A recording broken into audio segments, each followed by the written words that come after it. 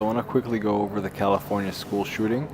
We'll go over what happened there. We'll go over why the people there were able to stay safe, why all the children stay safe, the principles behind that, and then we'll also go over how you can apply it in your home and use the same principles that kept them safe to keep yourself safe.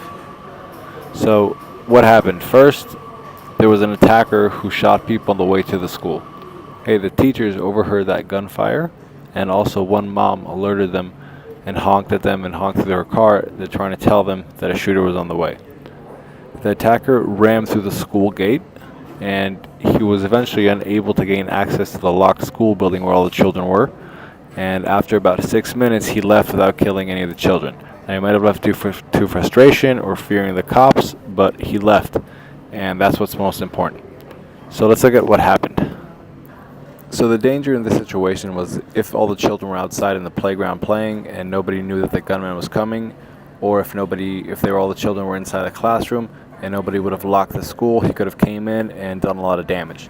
Now, the reason he wasn't able to do that much damage, or any damage at all really, was because of the fact that they had enough time to get all their protective barriers in place and lock the school down.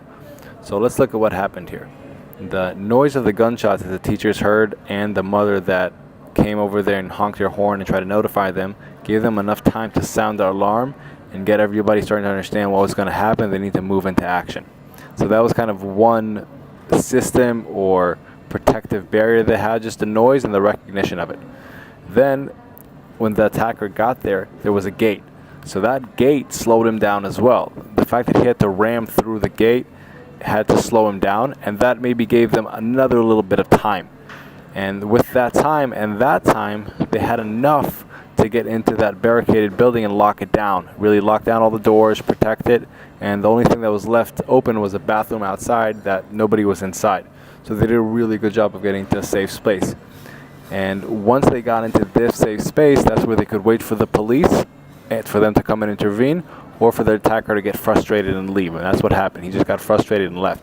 So through doing that and through using all these measurements of just creating more and more time for them to get into there, they were safe. If they would have just been outside, there wasn't any alarm to notify the school of lockdown, if there wasn't a gate to maybe derail the attacker another 30 seconds or 20 seconds, maybe some of them would have still been left outside, or they wouldn't have had time to lock down all the building. So how does this apply to what you can do in your home? So you can also build these similar kind of like circles of defense, which will give you enough time to get into a safe space in your home. You can use a fence with an alarm system, which the attacker will have to get through. Once he triggers that alarm, it'll let you know that everything is starting to happen and that you need to get into motion. Okay?